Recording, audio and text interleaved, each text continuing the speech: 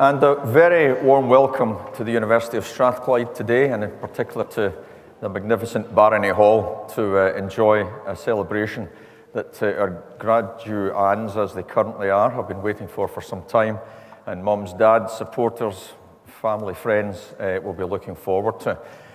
Today we have an interesting mix of graduates who will be coming up here to be capped, coming from two of our faculties, Humanities and Social Sciences, through our School of Education, and our colleagues from the Faculty of Engineering from the Department of Naval Architecture, Ocean and Marine Engineering. So a lovely representation of the breadth of activity at Strathclyde University. And for those of you that have visited Strathclyde for the first time today, and in Glasgow in particular, don't worry, we normally get 4 seasons in one day, so it might actually warm up later on as we leave the hall to go and celebrate the achievements of our students. On a number of occasions, such as today, we have an embellishment to the graduation ceremony, and that is when we take the opportunity to honour the wonderful achievements of individuals who come and join us as honorary graduates of the university. And today, we are delighted to welcome Baroness Brown of Cambridge, a dear friend, a highly accomplished engineer in every part of her chosen professional life, about which you'll hear a little more shortly. So I will formally open the ceremony in a moment, and then Professor Scott MacGregor, my Vice Principal, will introduce Baroness Brown to you before we welcome her to the University of Strathclyde family. So, ladies and gentlemen, enjoy the ceremony. I'm sure you're going to whoop it up at the right time through the ceremony. Please feel free to do so. And I now formally declare this congregation open. Thank you.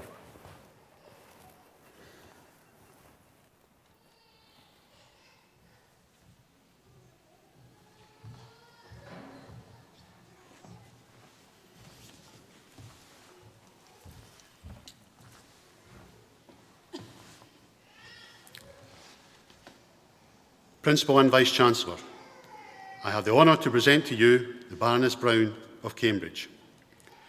Julia King is the Vice-Chancellor of Aston University, and over the last 20 years she has established herself as an authoritative and influential figure in engineering, technology and in higher education. She has been an insightful engineer, an inspired educationalist, and she has frequently been called upon by government bodies and learning societies to inform policy in education and technology. Julia began her career having achieved a first-class degree in natural sciences from Cambridge University in 1975, followed by a PhD in fracture mechanics in 1978, also from Cambridge. She subsequently held research fellowships and a lectureship position at the Universities of Cambridge and Nottingham. She joined Rolls-Royce in 1994, and over the following decade held a number of senior executive posts, including Managing Director of Fan Systems and Engineering Director for Rolls-Royce Marine. In 2002, she left Rolls-Royce to take up a new role as the Chief Executive of the Institute of Physics. However, the draw to academia was strong, and in 2004, she returned to academia as a Principal of the Engineering Faculty at Imperial College, London. 2 years later, she took up her current post as Vice-Chancellor of Aston University in Birmingham. During her time as Vice-Chancellor, she has presided over an increase in university research income of nearly 400% and has seen the university's total income grow by 50%.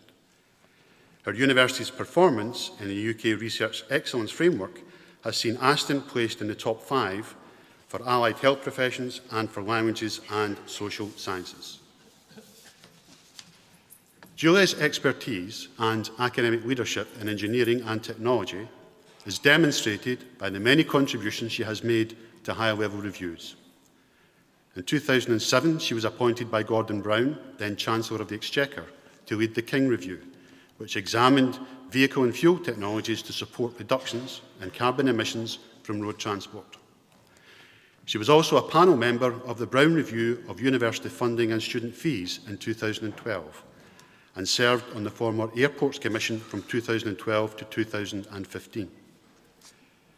She is currently a non-executive director with the Green Investment Bank and is a non-executive director of the Offshore Renewable Energy Catapult, along with our university principal.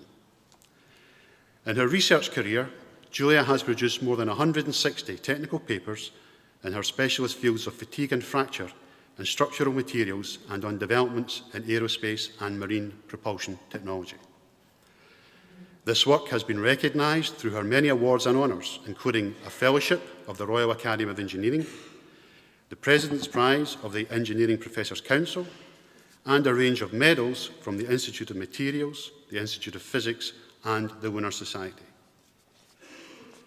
In 1999, she was appointed Commander of the Order of the British Empire for services to materials engineering and technology, and was promoted to Dame Commander of the Order of the British Empire for services to higher education and technology in 2012, and became Baroness Brown of Cambridge following her appointment as a life peer by the House of Lords Appointment Commission in 2015.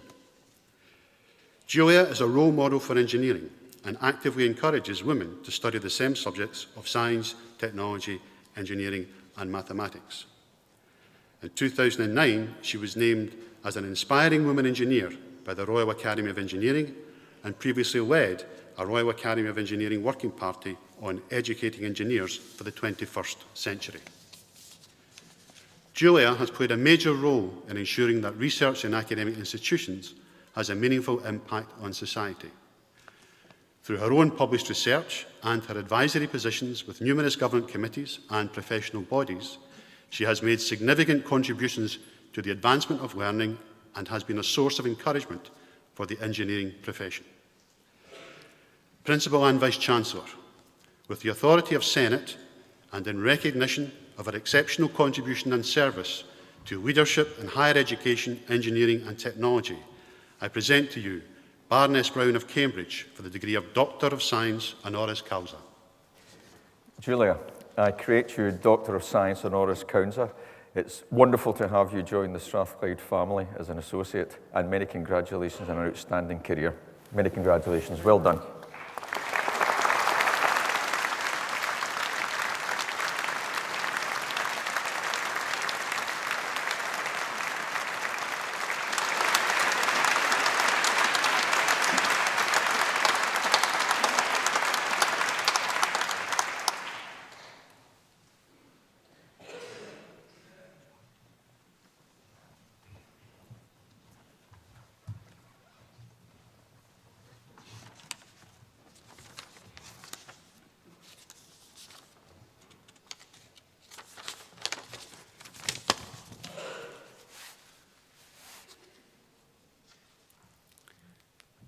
Well, first of all, let me start by saying many congratulations to all of you who are about to get your degrees, and I hope you do so slightly more elegantly than I have done so. And also congratulations to all of your families and to the academic staff, without whom you wouldn't have got those great results, I'm sure. And secondly, a very big thank you to the university for honouring me with this degree. It is one I will be very proud of. I think following the events last week, it may be one I will find useful in the future, as I see a need to apply for Scottish citizenship coming up. My husband and I have a few links to Scotland. He did attend Hamilton Academy for a few years when his father worked up here, but now I have a degree from Scotland's leading engineering and technology university. So I now feel much more confident that when many of us need to escape from England, I will be welcomed up here. So I look forward to seeing many of you again. I think it's a very interesting time in many ways for people to be embarking on their careers, especially in areas like science or engineering or indeed teaching. One of my passions is the work I do for the Committee on Climate Change, and mitigating and adapting to the changing climate is going to be one of the major challenges for our new generation of graduates. I hope the agreement signed in Paris last December means we will soon see rapid acceleration of research investments by governments to start to make a real impact on this global problem. And whatever the other impacts of Brexit, neither Scotland nor England depend on the European Union for their challenging targets to reduce CO2 emissions. We have those in our own legislation, so our targets will not change. People's behaviour, of course, needs to change too if we're going to solve this problem. But as China and India and South America and other rapidly developing countries continue to grow, their populations will of course have the same kind of aspirations to the same kind of lifestyles that we expect and enjoy. And if you think now that about 1 person in 100 in China currently owns a car, what will happen when 10 people in 100 own a car? That would actually add about double the whole UK's worth of emissions every year. So we need an acceleration in innovation, an acceleration in research, technology development, and right through to exploitation. We need to address the problems and provide opportunities for new businesses and for economic growth. We need research and innovation for new types of vessel, new wind energy, to stabilize CO2 levels, and to enable us to adapt to living in a changed world. It's going to be an exciting time, I think, for scientists and for engineers. But climate change will affect every aspect of our lives and our work, and there will be new challenges for the medical profession. There will be carbon risk affecting share prices. There will be carbon trading. There will be green manufacturing. There will be all those children needing to be taught about these hugely important issues. And it will be absolutely critical that the real issues are clearly communicated to future generations of young people and to the public in a balanced and rational way. And I have to say that's certainly not what we saw in England about the case for staying as members of the European Union. So let me give you 3 pieces of advice from my experience. And the first one is to be what I call a solutions person, not a problems person. And I subtitle this from my experience at Rolls-Royce, "Don't leave your monkeys in the boss's office." When there is a problem with the work you're doing, think about what the possible solutions are and ask advice about the solutions. Talk to your boss and your colleagues. People who come with solutions are the people who do well in organizations. They're positive. They're the people you want to work with and the people you want to work for.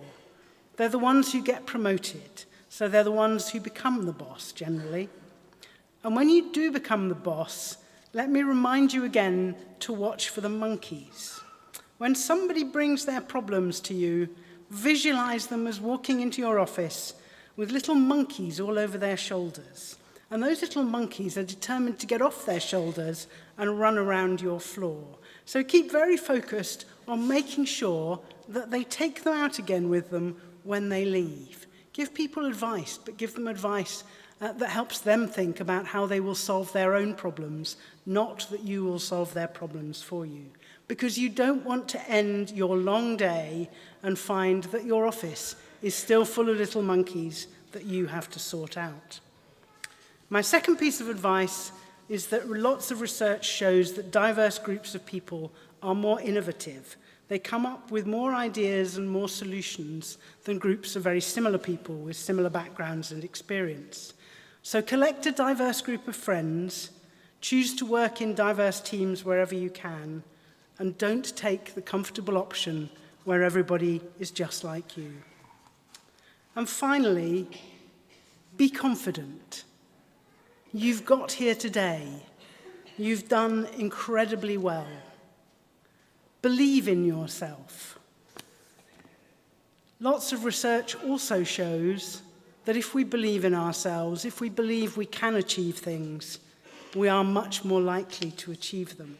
So go out of here and expect to succeed, because you certainly deserve to. So congratulations, the very best of luck for the future. The apologies for the mess that my generation have made, and I'm sure you'll do a fantastic job of helping to sort it out. You have a very exciting time ahead of you. Thank you very much.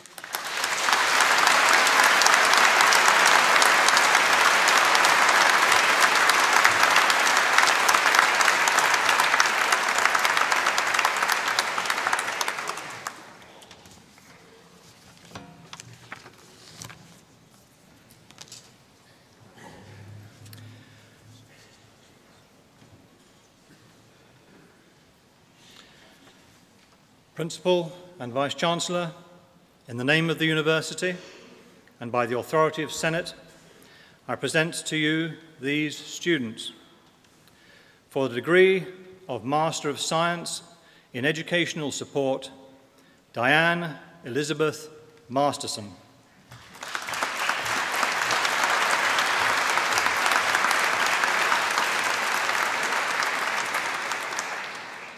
For the degree of Master of Education in Education Studies, Rebecca Margaret Finnegan.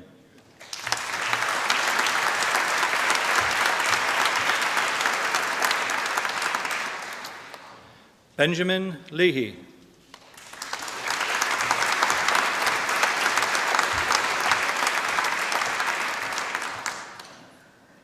Cindy Jean McLean.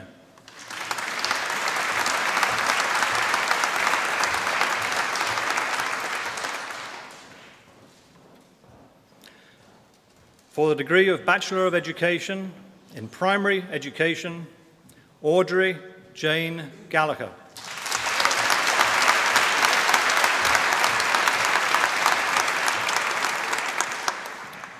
Mary Grant.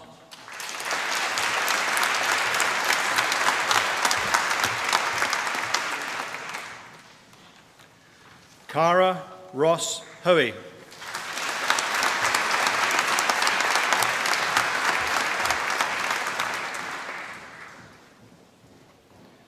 Christy Elizabeth Lamb.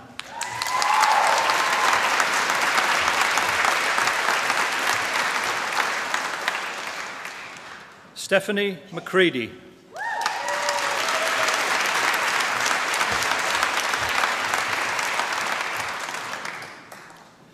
Beth Louise Macquarie.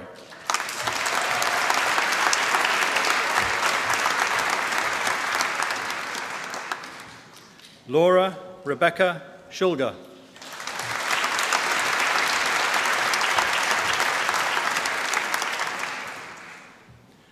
Vary Speedy.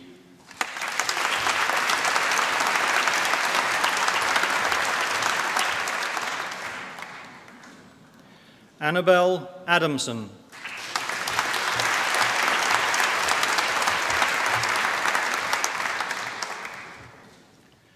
Jennifer Gillian Margaret Aitchison.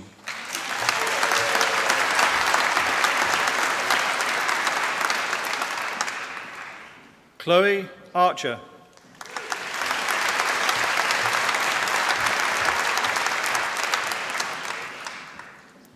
Mariam Aslam.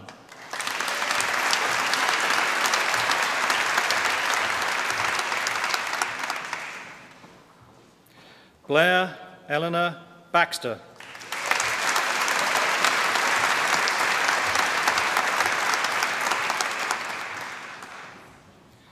Samantha Benson.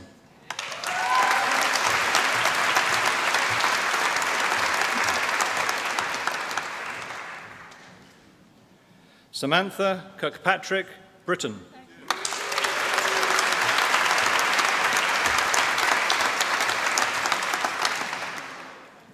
Leah Isabella Campbell.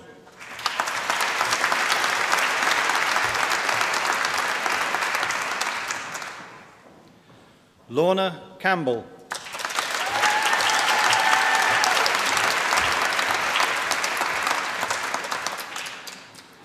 Megan Y. Yuan Cheong.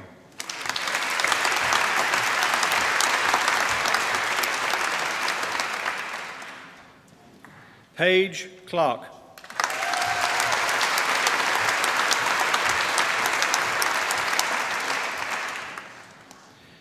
Erin Jennifer Connolly.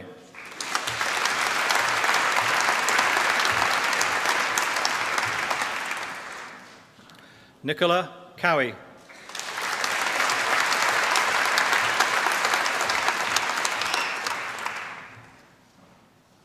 Megan Crossan.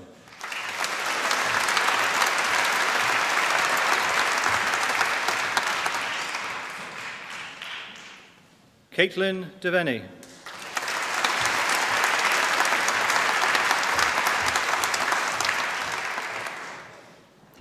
Heather Barbara Catherine Differ.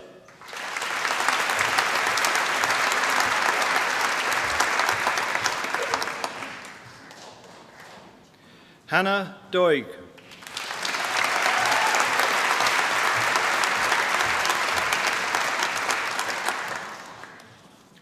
Samantha Elizabeth Duncan.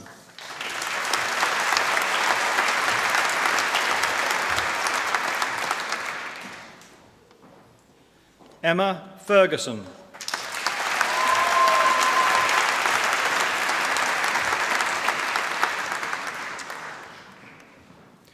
Rachel Louise Ferguson.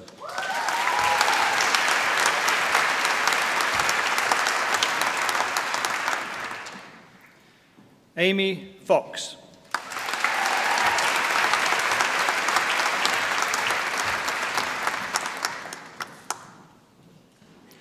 Caitlin Gallagher.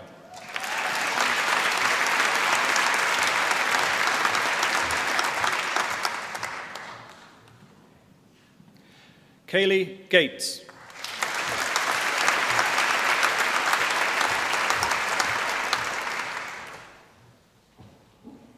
Pauline Marie Graham.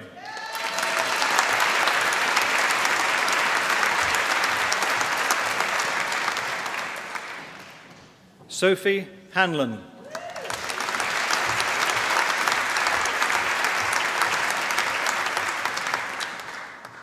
Alison Elizabeth Hardy.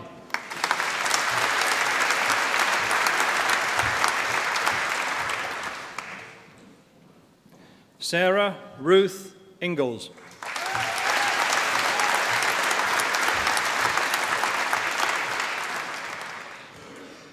Stacey Kennedy.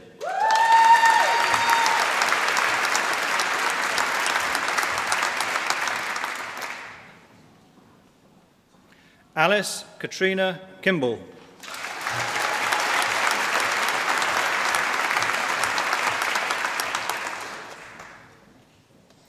Folakemi Komalafe.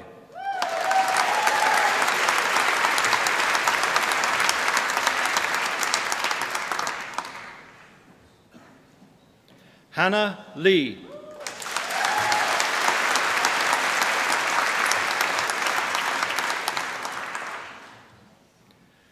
Chloe Catherine Letham.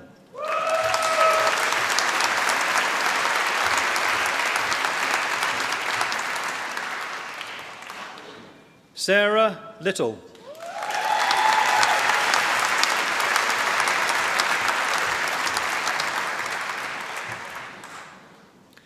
Kaylee Loughlin.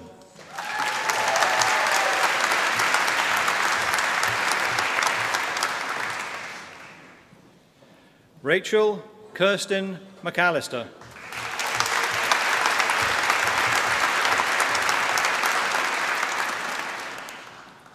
Alison MacDonald.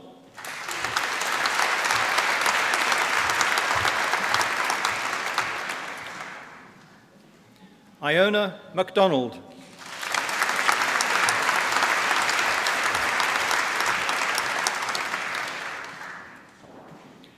Ava Vanessa McGeehan.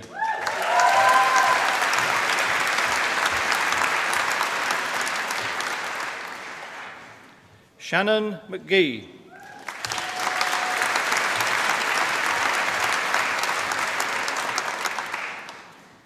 Caitlin McGilvray.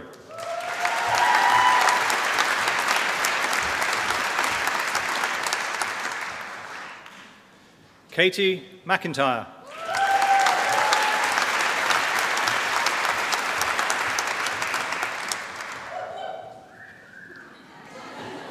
Sarah Margaret McLean.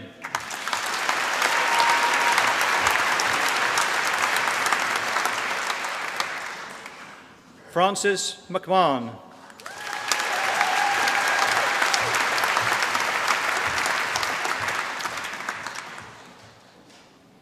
Emma Catherine Malone.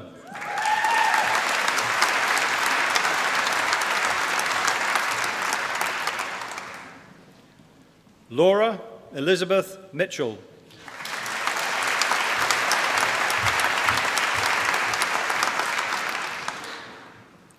Amy Murray.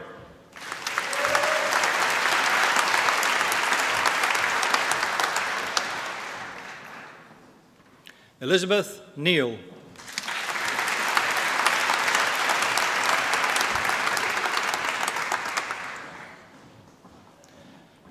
Stephanie Melissa Penman.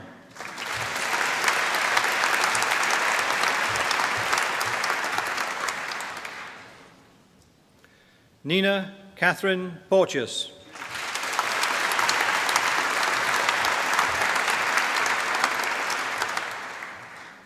Abigail Quinn.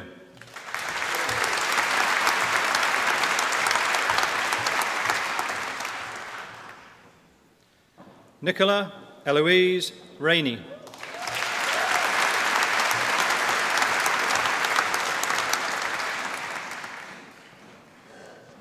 Kimberly Ann Riach.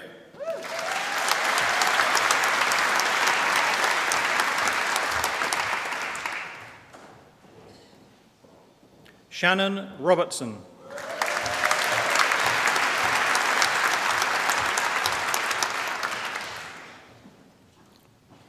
Nikita Belinda Simron Kaur Sidhu.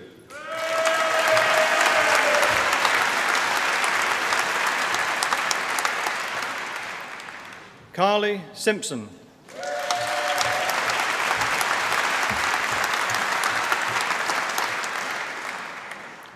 Ashley Ann Spark.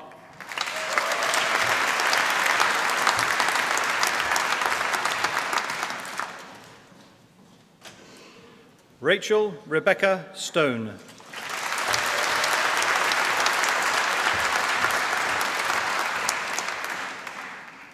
Carol Stonebanks.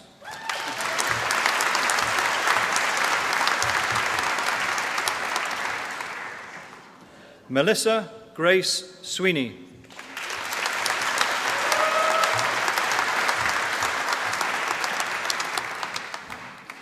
Yasmin Tate.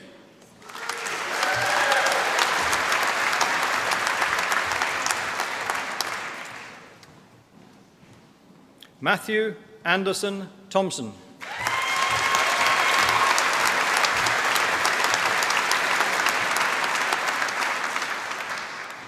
Emma Sarah Timoney.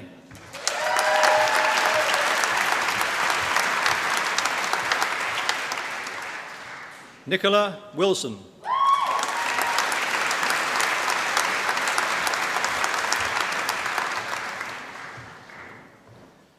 Sarah Eyre.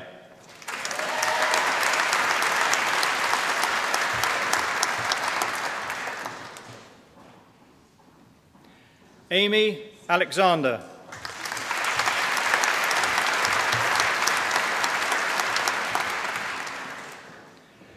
Rebecca Jane Balfour.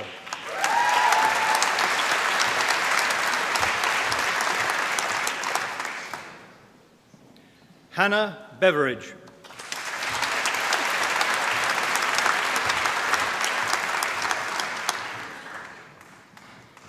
Katrina Black.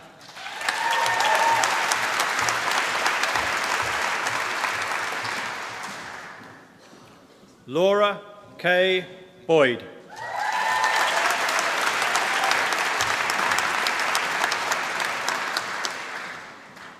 Rachel Lauren Brand.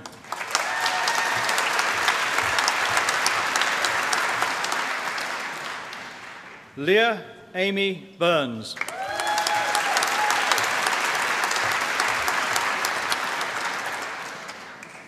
Laura Ann Byrne.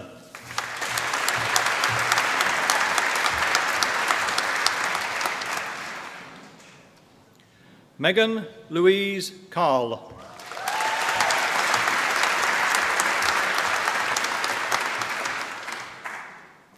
Emma Clark.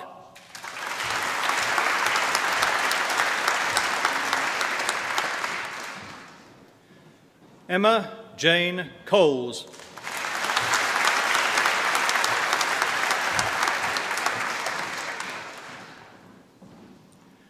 Laura Davidson.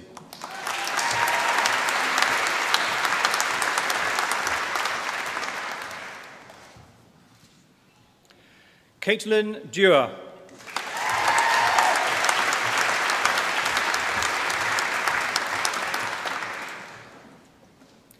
Holly Dryden.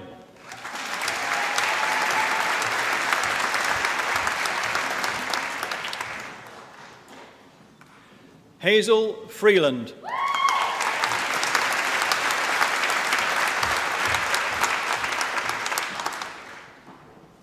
Chloe Grace.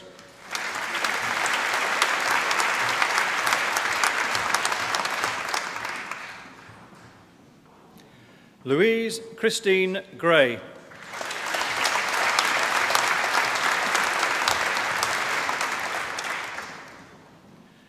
Erin Hegarty.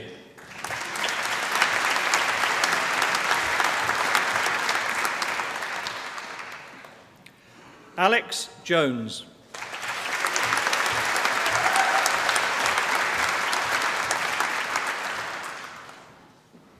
Alice Drummond Kerr.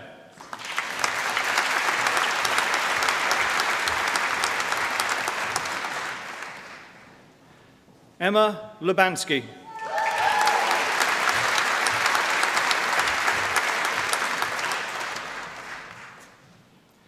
Kirsty McCartan.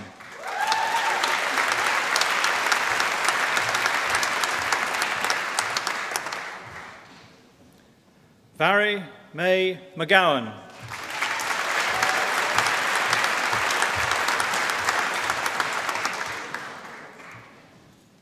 Emma Rose McGrain.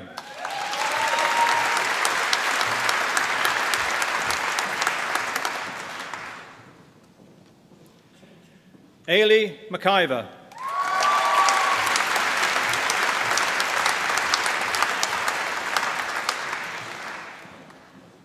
Rebecca Mackenzie.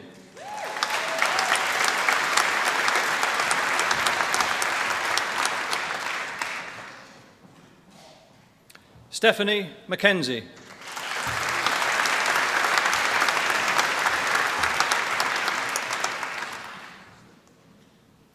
John David McClellan.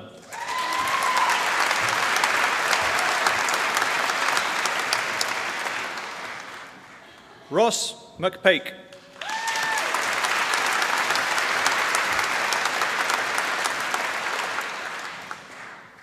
Gail Roslyn Meikle.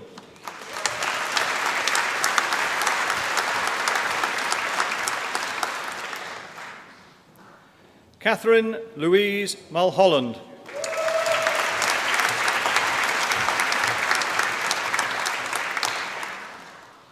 Caitlin Park.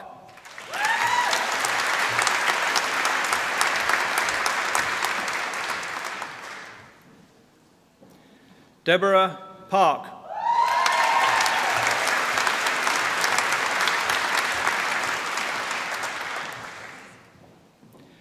Catherine Yasmin Sabah.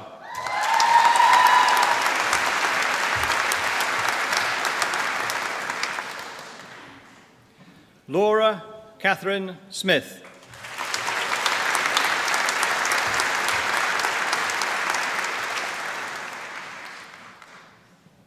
Catherine Stevenson.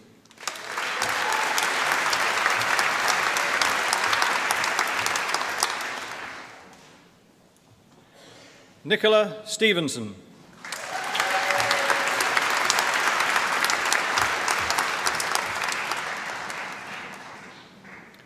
Caitlin Letitia Struthers.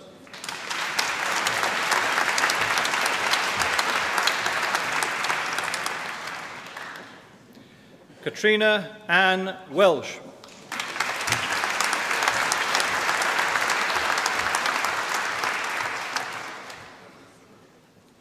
Gemma White.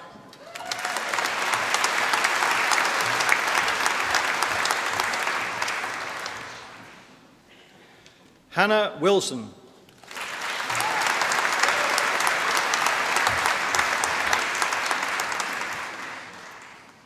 Emma Louise Young.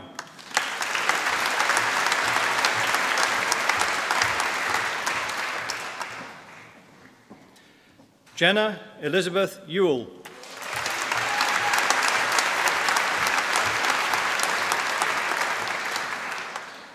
Sarah Zahid.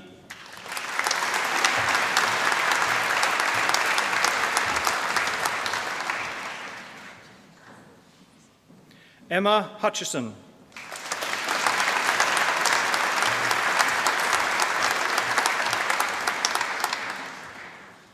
Morag Grace Munro.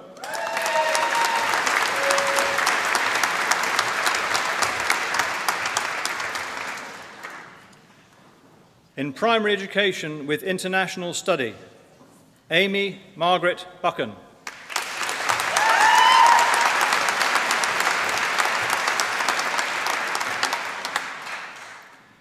Madeline Little.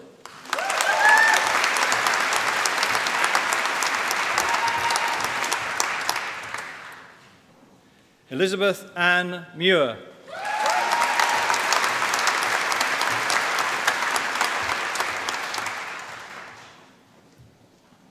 Adrienne Mary Nellis.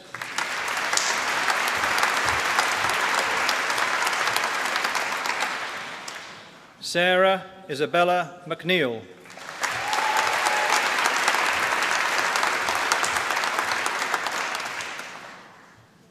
For the degree of Bachelor of Arts in Primary Education Studies, Kirsty McVeigh.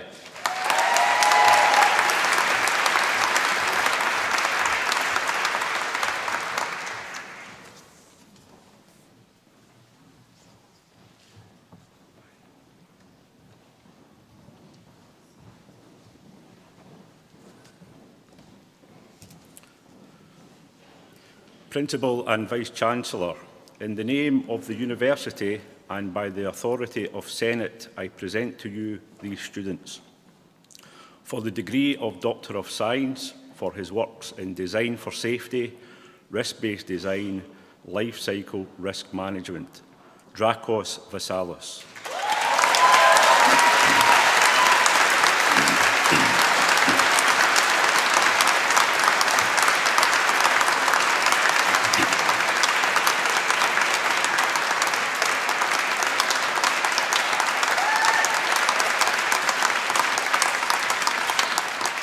For the degree of Doctor of Philosophy for research in the Department of Naval Architecture, Ocean and Marine Engineering, Ezebuchi Ekandu.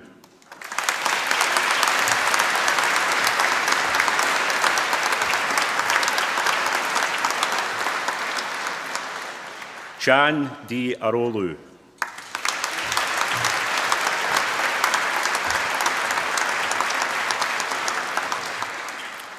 Wendy Liu.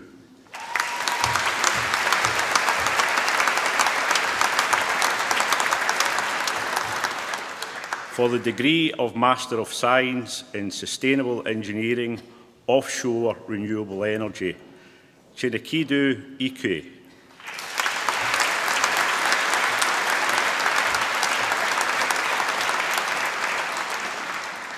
In Ship and Offshore Technology, Liao Gao.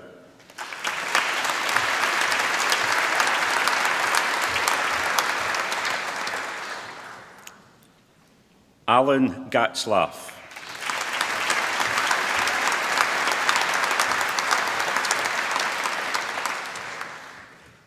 Alexander Steinert.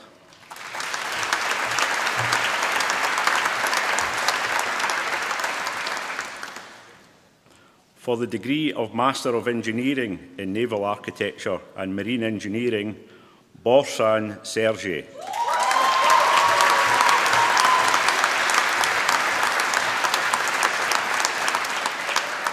Francisco Castillon Lorenzo.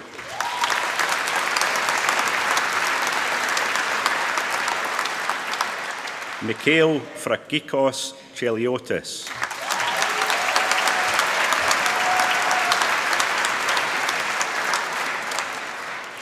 Victoria Conway.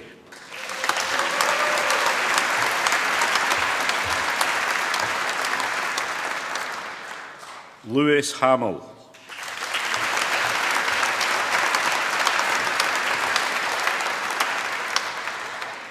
Georgios Kolisides.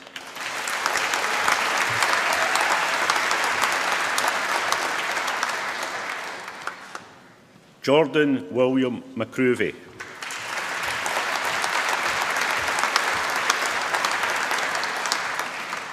Naveen Vishna Sharma.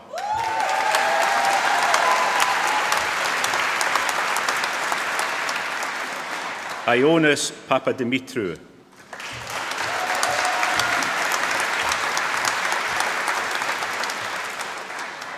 Jordan Ross.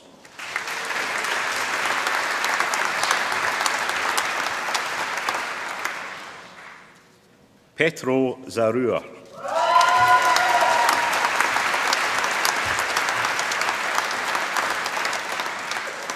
In naval architecture with ocean engineering, Anna Salam Naroshine Jakanka.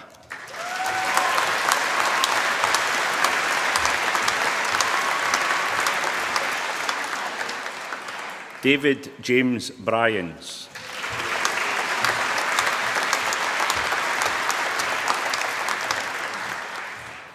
Samuel Hives.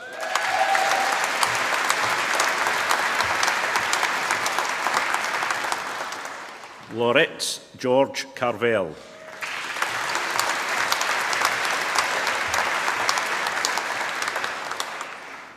Alan Maher Laycock.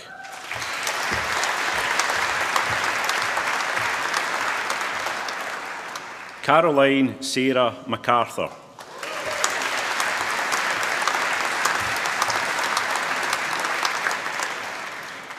Finlay Kerr Fraser Raleigh.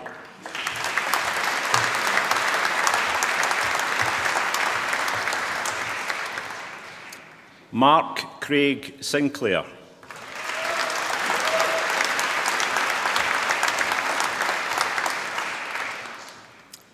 Ben Copper Smith.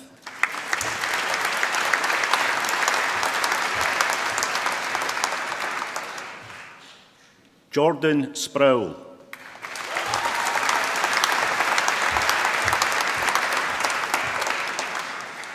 Rory James Wallace.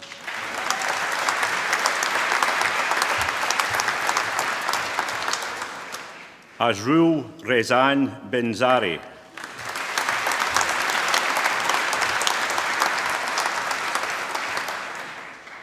In naval architecture with high-performance marine vehicles, Georgios Atzampos.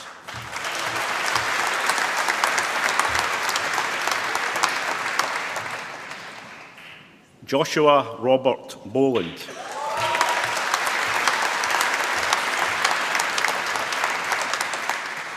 Jean-Philippe Connet.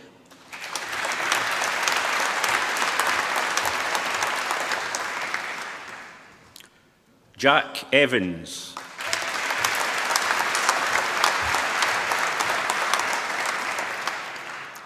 Alistair Christopher Hugh Galbraith.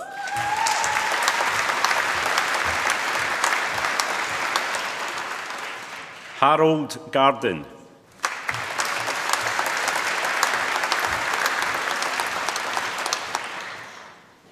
Anthony Samuel Tadeusz Romanowski.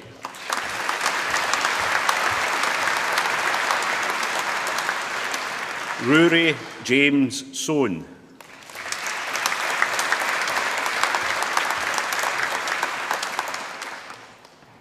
Irene Trivza.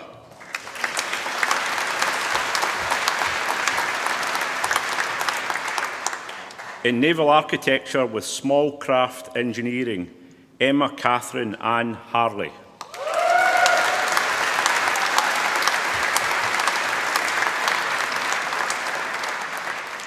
For the degree of Bachelor of Engineering in Naval Architecture and Marine Engineering, Mohammed Hazik bin Ismail.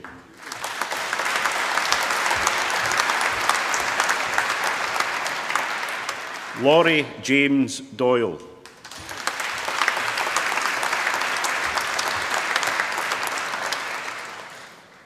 Gavin John Duthie.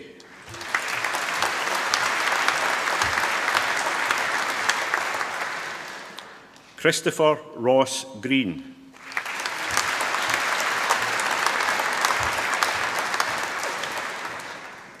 In Naval Architecture with Ocean Engineering, Connor Lou Sproul.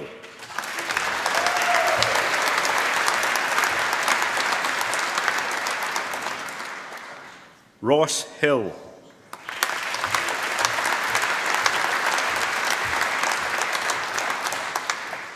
Haji Mohammed bin Maud Jamaluddin.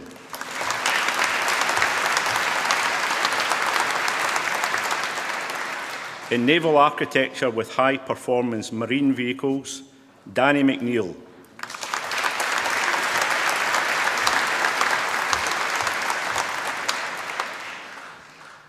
Callum Edward Anderson.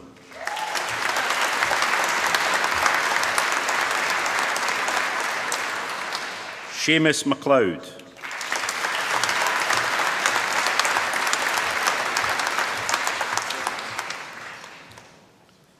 Ian White.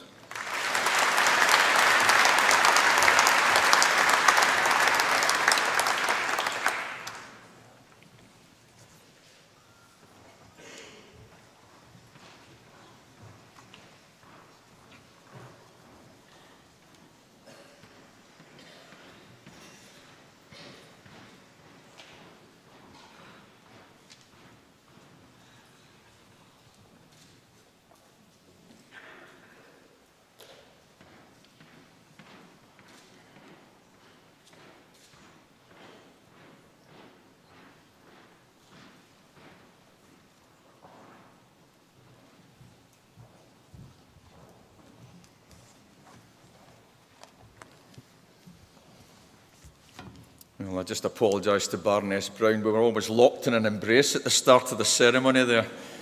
That would have been my delight, but to Julia's horror, we moved on quickly. Anyway, first of all, ladies and gentlemen, let me reiterate our welcome to all of you at this important ceremony today. A day that none of you will forget. It marks the successful conclusion of years of hard work. And now you've graduated in front of your proud families and friends, and you should have the satisfaction that you're beginning the next stage of your lives equipped with an excellent education and a top-quality student experience. And of course, you have a Strathclyde degree, which is a valued passport to your future careers. And today, we also welcome visitors from all over the UK, and indeed all over the world. And we are delighted to see you all here to join in our celebrations. For me, as presiding officer, it's a great honour to perform the capping exercise.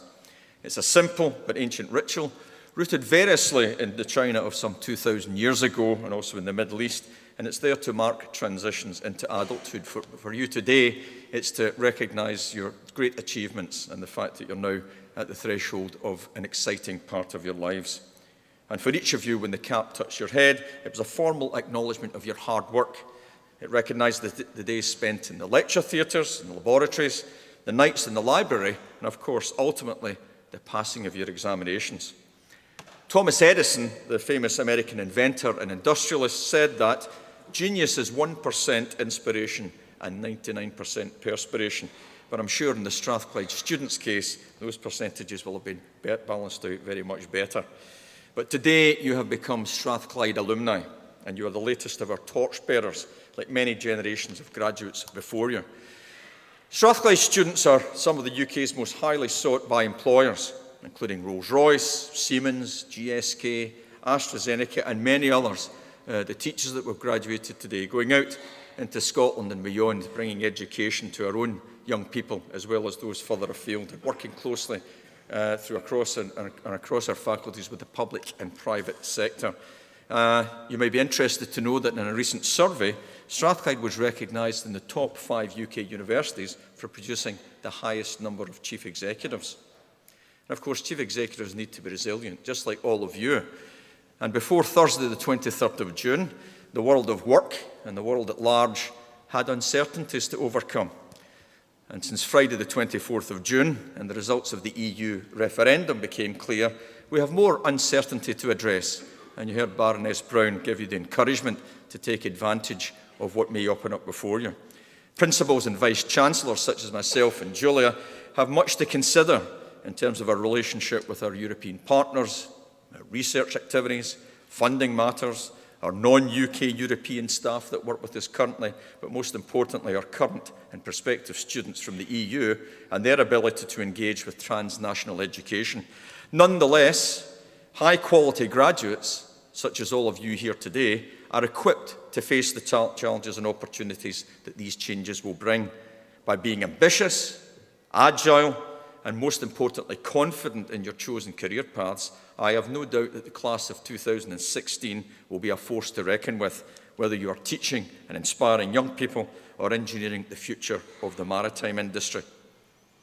And with all that you've successfully come through, I know that you would agree that you couldn't have done this without the support and encouragement of your families and friends. It is fitting that we acknowledge their part in the successful completion of your university studies. Our graduates and the university at large owe them an enormous debt of gratitude. As the first in my own family to have gone to university, as it happens here at Strathclyde in the Faculty of Engineering, I know exactly the importance of such support. And I'm sure that today's graduates, as you are now, and our university staff, would like to take this opportunity to thank the families, friends and supporters for all that they've done to make today possible. Thank you very much.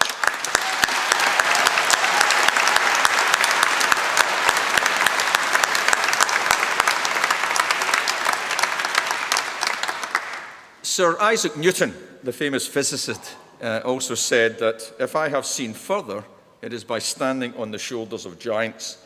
So there's no doubt today, graduates, that your families and friends have provided their shoulders for you to stand on. And for our academic staff too, this is a very important day because your success is their reward. Strathclyde has worked hard to provide you with a high-quality education and a first-class university experience for all of our students, regardless of background. So let me invite our graduates to join with me in thanking our staff for all that they have done to support you in your journey and achievements.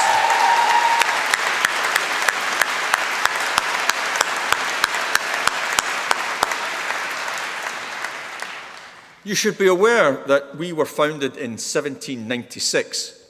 This year marks our 220th anniversary. And throughout our history, the University of Strathclyde has remained faithful to our founding principles. We were established, and I quote, for the benefit of all mankind. And it is worth noting that we were the only higher education institution established in Scotland during the time of the Enlightenment. A real distinction for Strathclyde. And we are now driving our modern strategy forward in that same exciting spirit, making it wholly relevant to the 21st century. Our founder, Professor John Anderson, a natural philosopher, had strong links with Benjamin Franklin, the American inventor and academic. And Franklin, of course, was one of the founders of the University of Pennsylvania in 1751 under the motto of useful knowledge. And this directly influenced our founder, John Anderson, and it resonates beautifully with Strathclyde's motto of useful learning.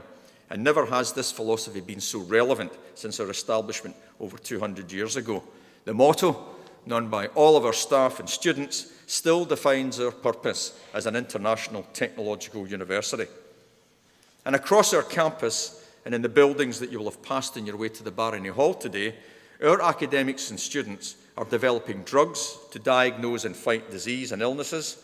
For example, just last week, we announced that we have 2 drugs on their way to clinical trials.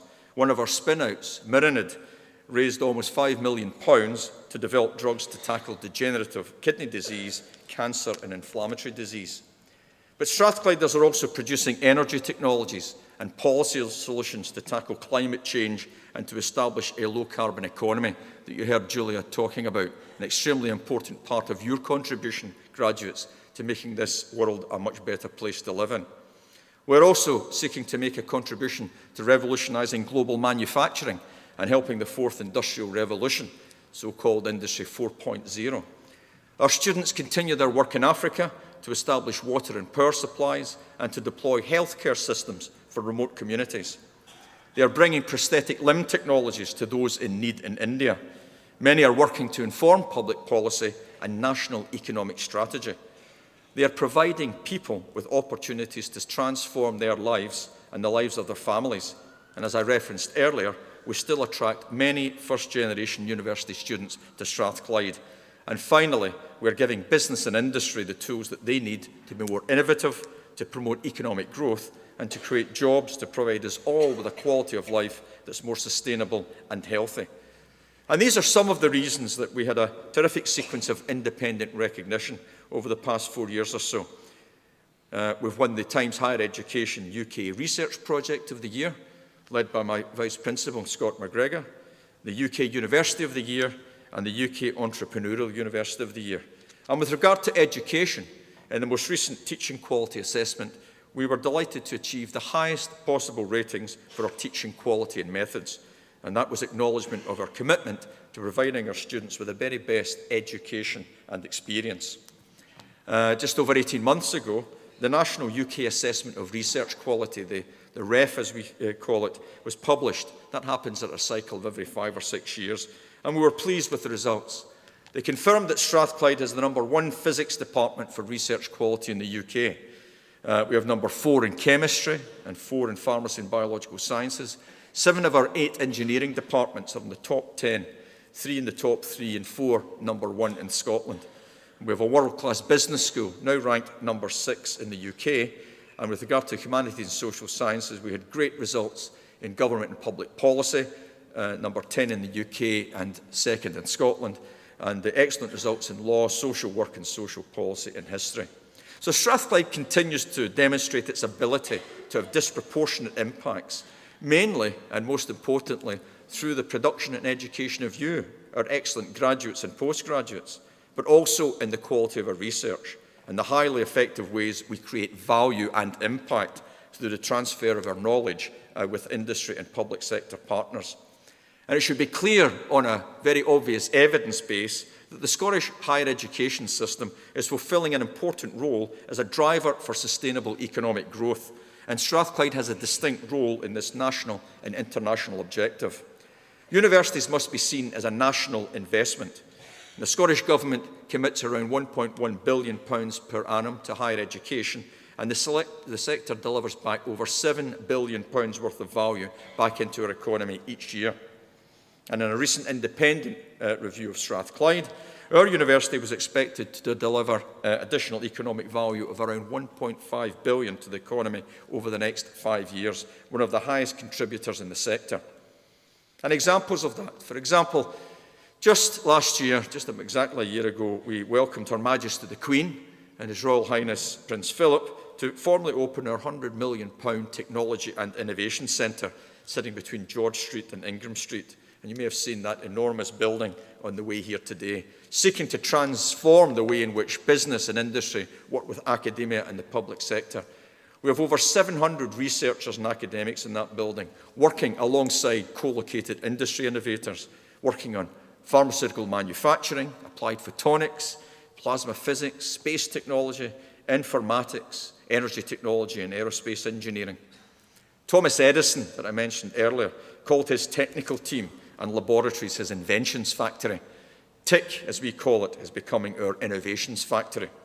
And certainly the achievements of the staff and students in the Faculty of Engineering and the Faculty of Humanities and Social Sciences over the last year gives me great confidence for the continuing support and impact that we make for the economy. Let me give you a few short extracts from a very lengthy list of great achievements.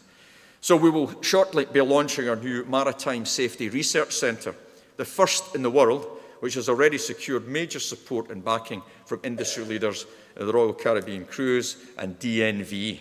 The centre will cement Strathclyde's place as a world leader in the study of maritime safety and risk, and will influence international shipping legislation to improve safety in the UK, the EU and worldwide. We've been working in the Gambia for about 10 years now and have installed solar power at schools, a blood testing facility and a treatment clinic for working animals. David Smith, one of our students who is graduating this year, was this month awarded a QS Unisolutions Impact Award. This is a globally contested award for his work on remote monitoring technologies that allow Strathclyde to monitor the deployments that we've made in the Gambia. to make sure that we can make them available and functional. Very recently, we launched our new Advanced Nuclear Research Centre, opened in November, and now chaired by John Baxter, CBE, as its chairman. John was most recently the Group Head of Engineering at BP, and is providing strategic leadership in this industry-facing hub. In Formula Student, a national racing car construction competition, a team of 40 students from the Faculty of Engineering in the Strathclyde Business School finished as the top Scottish team in the UK at Silverstone and the top UK team at the event in Germany 2 weeks later. 7 of our students, our engineering team, were members of the winning team in the European Space Agency Moon Challenge, an international competition with 28 teams involved, and the European Space Agency invites universities from across the world to participate, so a fantastic achievement by our students. A project called the Play On Project, run by Paragon Music, was named as Community Project of the Year in the RBS Finding Scotland's Real Heroes Award. Dr. Leo Moscardini of the Education School chairs Paragon's Board of Directors, and the company works in partnership with Strathclyde, a real impact here in our own city. And Professor Sue Ellis of Education was appointed the independent chair of the Growth Mindset Advisory Group, established by the charity Winning Scotland Foundation. A growth mindset culture in schools enhances pupils' likelihood of achieving their full potential. And I could have told you so much more, but in the interest of time, we will move on. So, graduates, it's in this exciting context in which you should view your awards. You are graduates now of a university that places students at the heart of all that we do, that values education and research excellence, and that supports close connections with society at large and in the business world. And of course, with regard to internationalisation, the world's best universities contribute, collaborate, and compete on the international stage, and we are no different. Our institutional global partners include, in the United States, Stanford, MIT, and New York University. In China, we have deep collaborations with Tsinghua and Peking universities and the Hong Kong University of Science and Technology. I was there just last week with other colleagues for a major Asian conference. In Singapore, our partners are Nanyang Technological University and the National University of Singapore. And still, we benefit from and enjoy a raft of strong partnerships across Europe, something that we were working very hard distinctively as an institution, along with the rest of the sector, as this is critical to our good health and contribution going forward. But of course, our students also benefit from being part of an international university. This helps them emerge with the skills necessary to help Scotland play its full part in the world. Our students have been exposed to different cultures and traditions as we attract students from over 100 countries. But most importantly today, colleagues, you're leaving here understanding your obligations as global citizens. And as well as growing our global impact, we also take our local responsibilities very seriously.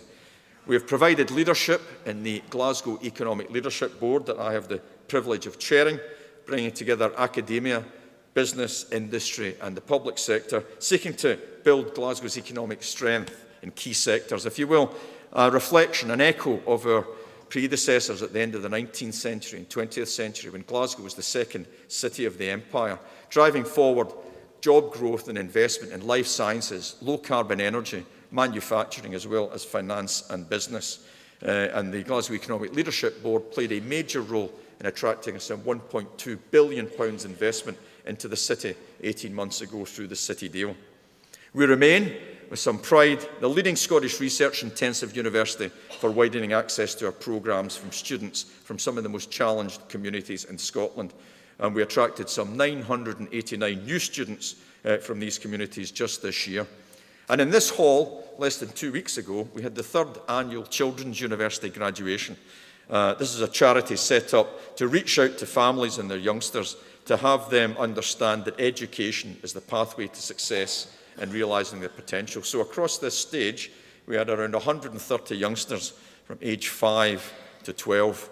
And as my colleagues know, and I say often, it's one of the more enjoyable graduation ceremonies for me. You can actually feel tall on those ceremonies. It's wonderful. Although, have you seen the height of 12-year-olds these days? That's a bit of a stretch. But we bring them here, their mothers and fathers, many of whom have never walked across the threshold of a university door, letting them understand that this university and other universities in the city have a full opportunity for them to walk forward and realise their potential through high-quality education.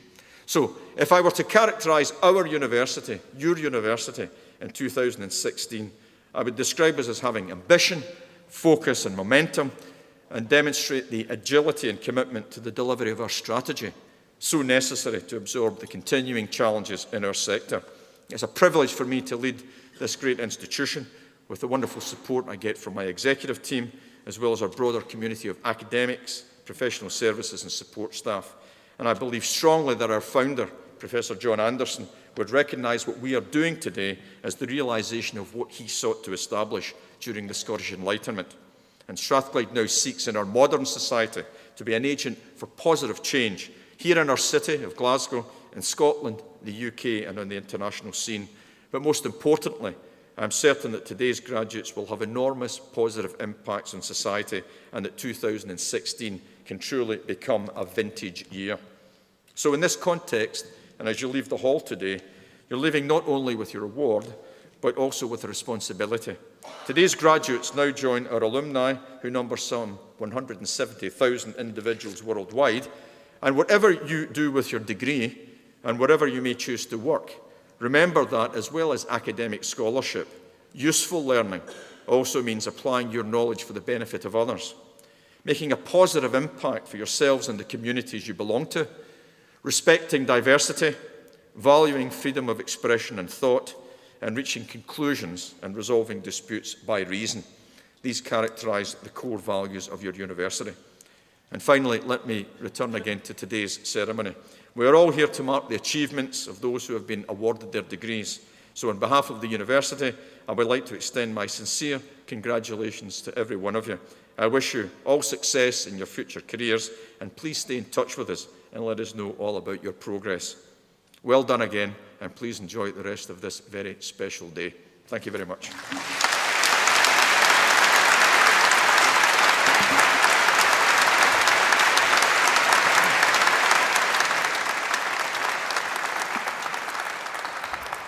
It seems the weather is not as nice as we'd hoped, so if you'll bear with us, as we close the ceremony, the stage party and our students will process.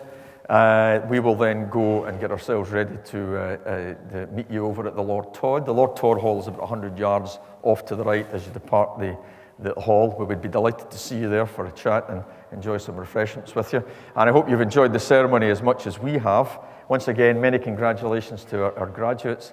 To Baroness Brown for joining the Strathclyde community. It's wonderful to have you here, Julia, and enjoy the day. Ladies and gentlemen, I now declare this congregation closed. Thank you very much indeed.